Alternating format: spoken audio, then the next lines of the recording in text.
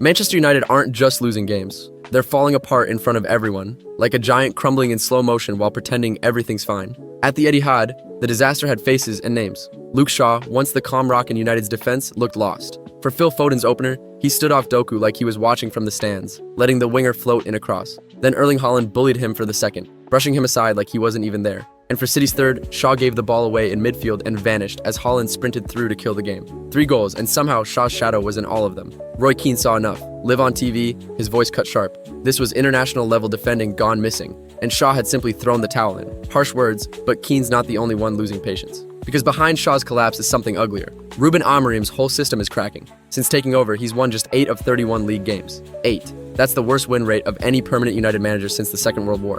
The numbers are brutal. 31 points from 31 matches. They're 4 games into this season and already in 14th place. Lose to Chelsea next week, and they could slide to 16th. That's the cliff edge they're standing on. Gary Neville says he's seen this film before, the doomed United manager spiral. Sir Jim Ratcliffe watched the derby with his head in his hands. Jason Wilcox and Omar Barada sat frozen in silence. They've spent over £200 million backing Amorim, but the defense still bleeds goals. The attack barely exists, and new signings like Benjamin Šeško look like strangers out there. Even worse, you can feel the doubt creeping in. Danny Simpson claims players like Dorgu, Dalot, and Mazraoui don't work in the Premier League and can't be part of the future. Keane worries the squad has stopped believing in Amorim's ideas. And honestly, it looks like it. Passes are late, runs are hesitant, and every time they face a good team, they look scared. Amorim refuses to bend. He insists he won't change his 3-4-3, even saying United should change the men before he changes his system. It sounds brave, but also desperate, because stubbornness only works if you're winning, and he's not. This is where it gets dangerous. United aren't just in a slump, they're circling the drain. The squad looks broken, the fans are restless,